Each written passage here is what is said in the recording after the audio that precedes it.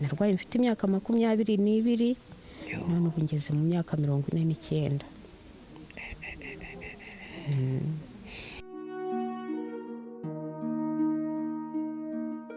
Guhera 9 nibwo naryamye gutya umutongera kubyuka buri serivisi yose bakayinkorera ndyamye gutya.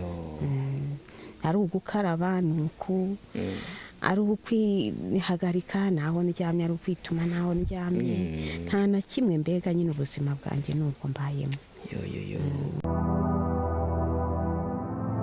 She was caught by a severe medical condition that breaks almost every body organ.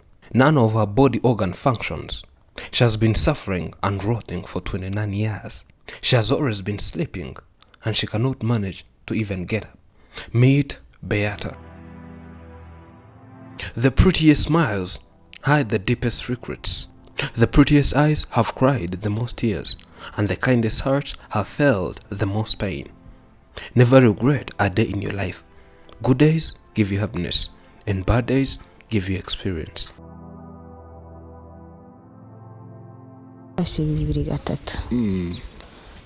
Noneho nafashwe ndibwa numva ndibwa mu mihogo. I was caught by the sickness in 1993. It all began when my throat was so painful. After a while, the pain shifted from the throat to both shoulders and kept going on the cuppers on both hands, and the pain went on affecting the lower body parts up to the knees and then to the ankles of both feet. I feel so much pain that I'm always crying out. This condition kept spreading all over my body parts, even thighs. It reached to each and every body organ. I decided to go to see doctors first. I went to some pharmacies. I was injected, then given penicillin, but still nothing was solved. I kept suffering, and later there was the war outbreak.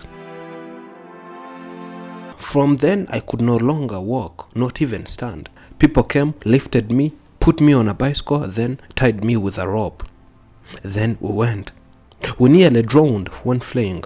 The bicycle almost fell in the river, and we made it to our refugee camp. When peace was restored, we came back to our country. When coming back, I made sure I had to visit hospitals. That's the first thing I did, because I was dying slowly by slowly. I went to different hospitals, getting some medicine and trying to see whether my condition would get healed, but all was in vain. That's when I realized that there is no any medicine around here which can help me. Maybe if taken abroad for advanced treatment. I had circulated in all hospitals around. I gave up, and now I'm on my deathbed waiting to go. It's just a matter of time. Nta ndwara bigeze bambwira. Ariko ubwo mbere yo kujya kwa muganga. By when I visited different hospitals, I always tested negative. I was never told that I have this and that disease. My condition remained unknown. But before going to hospitals, I thought maybe it was poison because it had unusual signs. So I went to traditional doctors. They tried their best, gave me some herbs, but all did not help. Guhera 9 nibwo naryamye gutya umutongera kubyuka. Since 1999, I slept and have never risen from the bed. I have been given every service on my bed. Whether it's easing on myself, whether it's washing my body, they come and wash me, then give me food. I can't manage to do everything. All I do is rotting from one place. I can't even move. I can't move the leg, I can't move the arm. And I have spent most of the years indoors. Only that today I was brought here so that we can be able to talk. It has been 10 years without coming outside. The last time I was brought outside was in 2010. Ubona turi kumwe narwaye ari umwana ufite amezi 8. The kid you see here, when I was caught with this severe sickness, she had 8 months. She is my second born and of course my last born, because I never produced another child. I was caught by this rare condition when I had 22 years, and now I'm 49 years. I have spent more than 27 years suffering and feeling unimaginable pain. My condition kept being rare that I was told it had no cure or treatment. Our local doctors tried but failed. At first, they gave me calcium and penicillin. byo ku maguru byaje guhera 2012. The wounds you see on my leg came later in 2012. They just brought themselves. I woke up in the morning in 2012 and found my legs were full of wounds.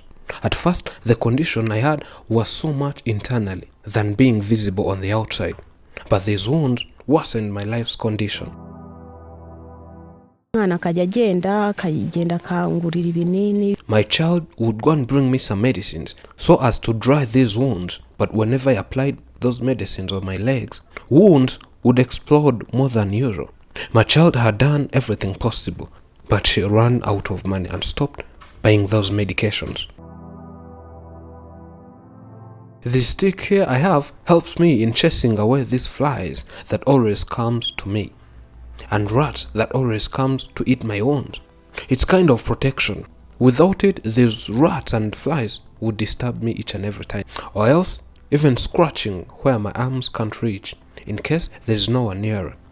Not every time someone can always be here chasing away these flies and rats. My arms are folded like this. I cannot straighten the arm. My nails are always rotting, and when I see them rotting, I use the stick, then take them away from the foot. The next day, another nail comes. Byoherano bakohereye nyine byagufashe.